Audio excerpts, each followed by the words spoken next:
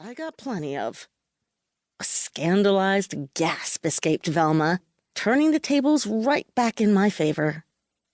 Way number 1. Always be in control. In life, with people, and most of all, when it comes to love. Once you fall in love, you surrender control, and safety is most definitely not guaranteed. And that's how it's done. I tipped back my drink. This might not be the strongest, but it is super yummy. I think I'll go grab another. You want me to get you one? Velma lifted the drink in her hand.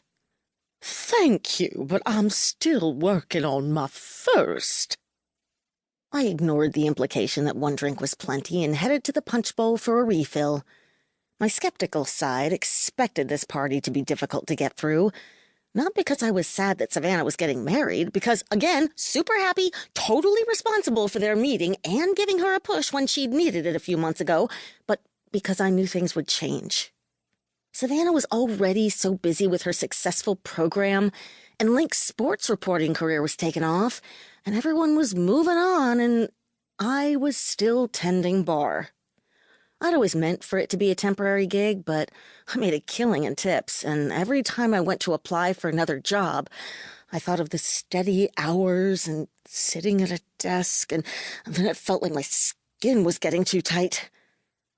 I didn't want to be predictable, didn't want to be boring, but I didn't want to be stuck either, and for the past few months I'd been in a rut.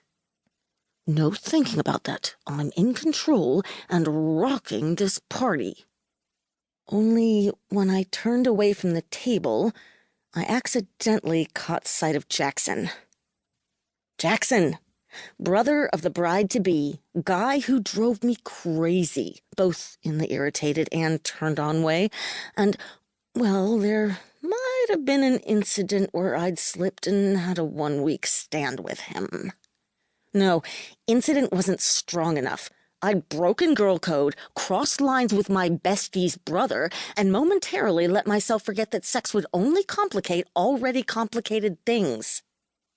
My sense of control had spiraled out of my grasp then, and as Jackson leveled his green-eyed gaze on me now, my grip slipped the tiniest bit. A shiver that I forced myself to cover traveled down my spine, and my sleeveless navy cocktail dress did little to conceal the goosebumps covering my arms. At least I knew the dark lace contrasted nicely with my pale blonde hair, and my smoky eye was on point tonight. If a simple look was going to give me goosebumps, I needed the rest of me to be on its game. It'd be so much easier to share the same space if I didn't remember what his lips felt like against mine, that mix of soft and scruff from his whiskers. If I didn't remember those big hands, calloused from his contractor work, dragging across my skin. Being in his arms. I wasn't usually a girl who hung around. I left as fast as humanly possible, or politely showed my gentleman caller to the door so I could be in charge of the leaving instead of waiting around for it to happen.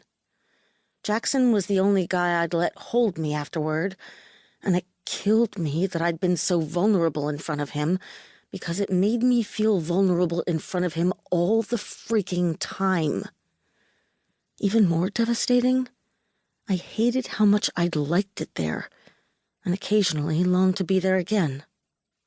Like when I lost my mind for a couple of seconds, or before he went and opened his mouth. Speaking of usually, I usually held back the memories better. My nights with Jackson were shoved away to the far corners of my mind. Unfortunately, they kept bobbing up, unbidden, to torture me. What I needed to do was remind myself of how ugly things turned afterward. I lifted my chin, readying myself for a cool conversation peppered with verbal jabs, and he crossed the arms I'd just been reliving having around me, those damn muscles he got from all that manual labor popping out to taunt me.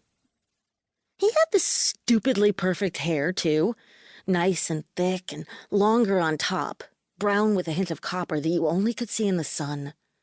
It was styled as if he'd simply raked his fingers through it and let it do whatever.